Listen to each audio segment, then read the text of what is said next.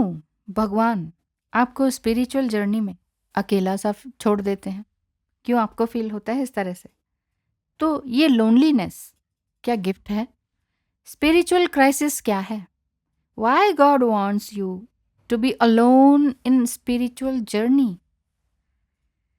भगवान क्यों चाहते हैं कि आप स्पिरिचुअल जर्नी में पूरी तरह से अलग हो जाएं, अकेले हो जाएं? आज बताते हैं। स्पिरिचुअल अवेकनिंग आपकी किसी को खोने से, बाढ़, भूकंप या एक्सीडेंट की चपेट में आने के कारण, या ट्विन फ्लेम जर्नी में डिवाइन मस्कुलिन के ट्रिगरिंग के बाद, जब सेपरेशन पीरियड चल रहा होता है या सेपरेशन पीरियड में आप हैं, तो अचानक आप पाते हैं कि आप पूरी दुनिया में अकेले हैं।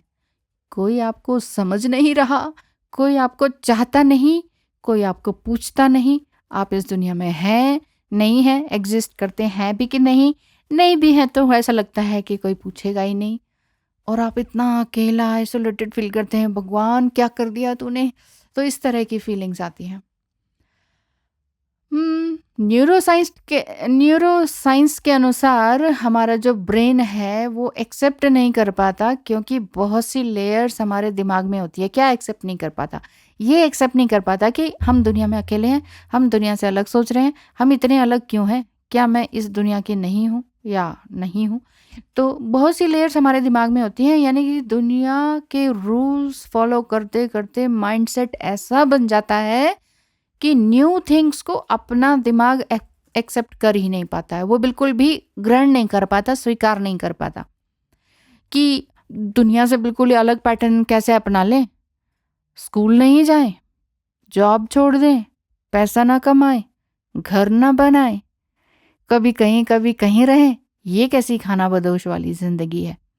या फिर घर है तो अकेले बैठे हुए हैं, कोई दोस्त ना बनाए, कोई पार्टी ना करे, कोई न्यू ईयर नहीं, कोई सेलिब्रेशन नहीं। क्या रहा है? तो हमारा माइंड जो है इस चीज़ को एक्सेप्ट नहीं कर पाता, क्योंकि आप प्रोज एंड कॉन्स अच्छी तरह से जान जाते हैं। क्योंकि आपका माइंड अब बहुत ज़्यादा सवाल करने लगता है। पूजा करनी है, क्यों करनी है? आप हर चीज़ में क्यों लगा देते हैं। जब तक आपको प्रॉपर रीज़न नहीं मिल जाता तब तक आप पूजा पे बैठते ही नहीं हैं, जैसा मेरे साथ भी हुआ था। क्यों ध्याना है पर्टिकुलर भगवान को? अर्थ तो बताओ। क्यों डरना है मृत्यु से? क्या मृत्यु से डरना सही है? तो इसी तरह से सारी खोज जब आपकी चल रही होती है तो तब आप कुछ नया सीखते हैं। तभी तो आपको भगवान अकेला कर देते हैं, कहते हैं कि जानो, रिसर्च करो। जब आप सब चीज़ों के बारे में रिसर्च करते हैं उसके बाद आप अपनी तरफ मुड़ते हैं कि मैं कौन हूँ, मैं इस धरती पर क्यों आया हूँ, मुझे एक्चुअली करना क्या है। क्या नेम फेम के लिए मुझे अकेले रहना है कि इतना अकेले रह के इतनी सक्सेस पाओ कि फिर नेम फेम हो जाए? नहीं, तो इस चीज़ के लिए तो मैं नहीं बना हूँ या नहीं बनी हूँ। तो मुझे क्या चाहिए? How to deal with spiritual loneliness? First of all, it's not loneliness. पहली बात तो ये बता दूँ, ये अकेलापन नहीं है, इट्स अ स्पिरिचुअल आइसोलेशन। आपकी सोल असेंशन के लिए ये बहुत ज़रूरी है। सोल असेंशन यानी कि आपकी आत्मा की बढ़ोतरी के लिए। आपकी आत्मा की बढ़ोतरी का अर्थ यह है कि पिछले कई जन्मों से आप जन्म लेते आ रहे हैं, पिछले कई जन्मों से कितने सारे लोगों से आप डील करते आ रहे हैं, अच्छे बुरे और भी बुरे, कार्मिक, नार्सिसिस्ट, लेबल चाहे कितने भी लगा लीजिए। क्या पता आप ही कार्मिक या नार्सिसिस्ट थे पिछले जन्म में। हाँ, हो सकता है। तो आपके माइंड की जो लेयर्स हैं वो उसी तरह से बनती चली गई और वो आपकी आत्मा में घुस गई सारी चीज़ें। वो मेमोरीज जो हैं वो आत्मा में लेकर हम आते हैं।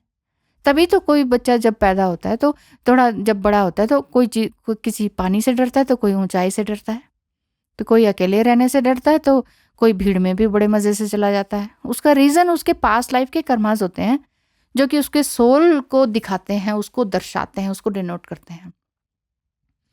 तो आपकी सोल असेंशन के लिए ज़रूरी है कि धरती पर आप कुछ नया क्रिएट करने के लिए आए हैं, कि आपको स्पिरिचुअल आइसोलेशन मिल रहा है।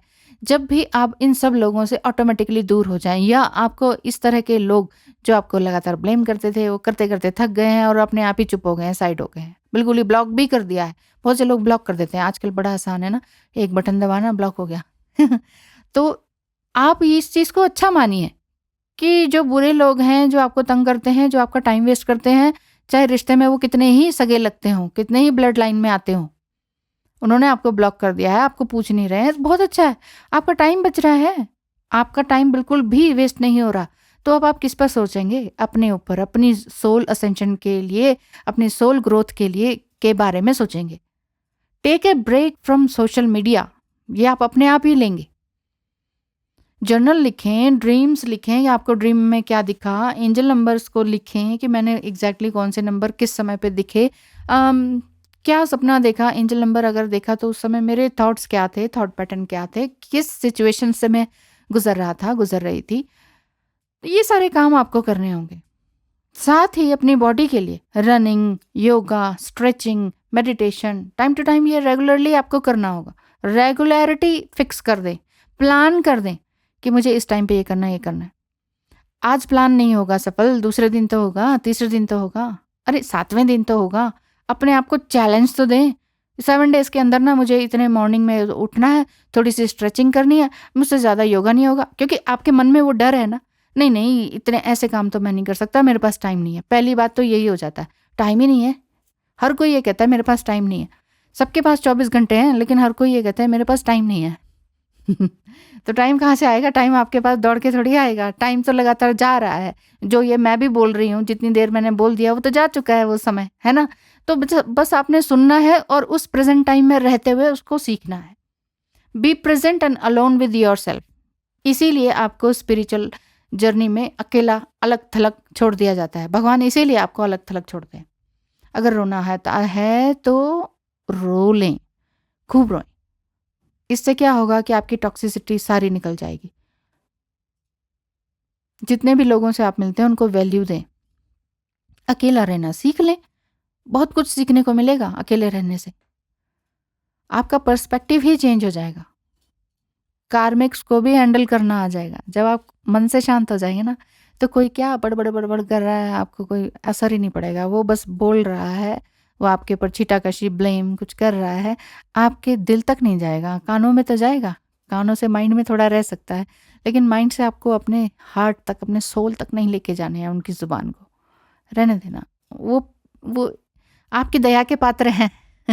ये समझ लीजिए, ठीक है? तो इस स्टेज को स्पिरिचुअल क्राइसिस कहते हैं, जिस स्टेज में आप हैं। The dark night of the soul भी कह सकते हैं, बट ये उस तरह का नहीं है कि आप अलग थलग पड़े हुए हैं। आप काम भी कर रहे हैं, आप जॉब भी कर रहे हैं, लेकिन फिर भी कुछ ना कुछ की कमी या मिसिंग आपको लग रही है। तो ये है आपका स्पिरिचुअल क्राइसिस, जब आपको लगता है कि कोई मुझसे बात ही नहीं करना चाह रहा, बिल्कुल ही अलग हूँ मैं तो। बाकी सब तो गॉसिप कर रहे हैं, मुझे तो गॉसिप करना नहीं आता, तो फिर मुझे सबने छोड़ ही दिया है और कोई परवाह ही नहीं कर रहा कि मैं अकेला हूँ या अकेली हूँ। बट फिजिकली एंड मेंटली ज़्यादा ही आप अगर आपको प्रॉब्लम हो रही है तो थेरेपिस्ट को ज़रूर दिखाएं। अदरवाइज लोग आपको फिर लूज़र या ये कह सकते हैं लूज़र हैं, या बड़े ही आइसोलेटेड रहते हैं, पता नहीं एलियन है क्या है, इनका कोई क्लियर गोल नहीं है लाइफ में, ये तो कुछ नहीं करने वाला, इस तरह की बातें कहने लगेंगे। तो लेकिन कुछ महीनों की प्रैक्टिस से पूरी लाइफ आपकी चेंज हो जाएगी अकेले रहने से। तो अगर मैं अपनी बात बताऊं तो मुझे 18 मंथ्स में लाइफ चेंज दिखाई देने लगा था। 18 मंथ्स में लाइफ चेंजिंग हुई थी जब आइसोलेशन में आ गई थी पूरी तरीके से, जब कोई नहीं था, कोई व्हाट्सअप नहीं, कोई सोशल मीडिया नहीं, कुछ नहीं, ठीक है?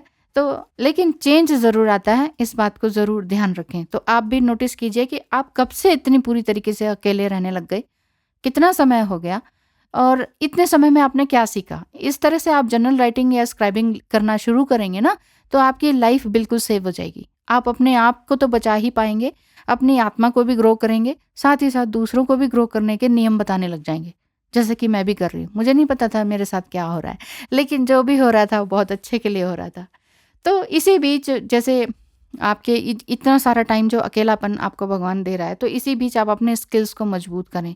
आप और क्या नया कर सकते हैं? क्या आप कुछ नया ऑकल्ट का सीख सकते हैं, या एस्ट्रोलॉजर बन सकते हैं, टैरो रीडर बन सकते हैं,